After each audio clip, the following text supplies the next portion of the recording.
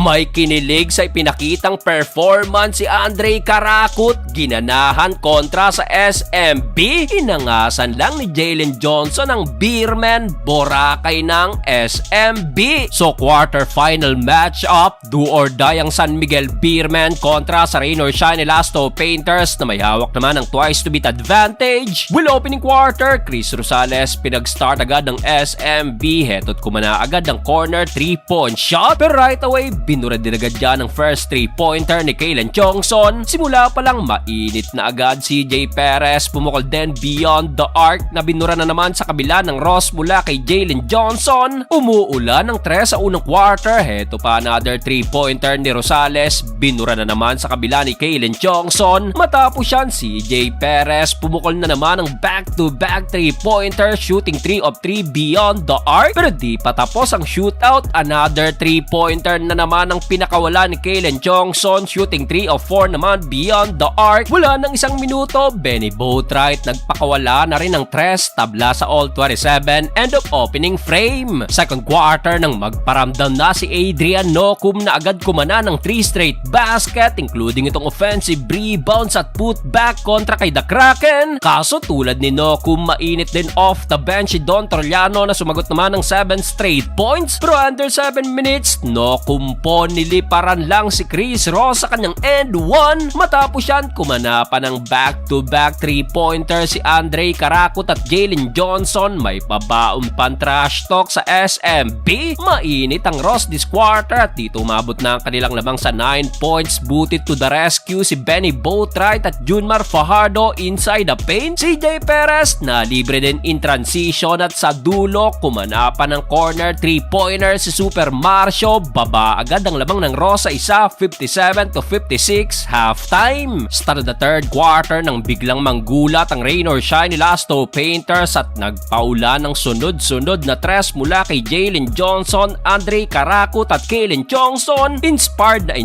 si Karakut kay Belen, kaya dito umabot pa ang lamang ng Ross sa double digit. Abay na libre pa si Adrian Nocum sa kanyang layup, kaya naman heto't pinuntahan na ng Beerman sa ilalim itong si Junmar Fajardo. Dito napastep up na rin si Don Trollano, kaya yung double digit lead ng Rain or Shine natunaw agad. Wala nang isang minuto sa free throw na to ni Cruz, abay na itabla na agad ng Beerman ang talaan sa all 80 at sa 3 na to ni Cruz, abay nakalamang pang SMB 80-83. Yun nga lang, tinabla rin yan sa dulo ni Anton Asisto sa kanyang corner 3-pointer, all 83, end of third period. Fourth and final quarter, Anton Asisto binawi ulit ang labang sa kanyang another 3-point shot, pero Jericho Cruz mainit na bumawi na back-to-back 3-pointer to take the lead. Pero after nga, bumawi rin agad ng 3 si Jalen Johnson na nasundan pa ulit ng back-to-back 3-pointer mula naman kay Karakut. Lamang na ulit ang Rain or Shine. Under 3 minutes, eto pa isa mula kay Karakut na so far meron ng 26 points at nalibre pa ulit si Kalen Chongson. Diyos mio't anyari at dito tinambakan na ulit ng Ross ang SMB na umabot pa ng double digit, 108-97. Halos walang maisagot ang SMB at sa uli, Boracay ng Beerman at abante naman sa semis ang Rain or Shine.